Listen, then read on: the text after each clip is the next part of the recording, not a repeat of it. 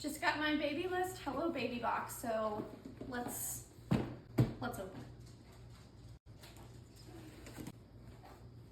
Oh, how cute. So this is what it looks like on the inside.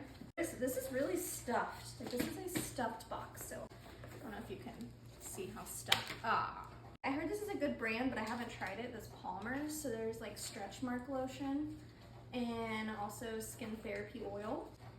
This little hat with elephants on it.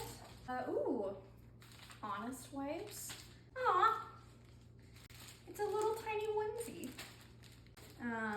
Pampers wipes, and then this is a full size. Oh, it's 2. Okay. Bib, just simple, neutral. Ow, a full size lotion. Lactation cookies. Bessie's best. I've never met Bessie. Aquaphor, the best stuff ever. So full size one. This is really nice. Yeah, okay, so the Motif breast pumps. There's some bags. Destined for diaper rashes. More wipes. Baby's First pacifier. So contrast cards, I think, which I actually have contrast cards on my registry, so this is nice.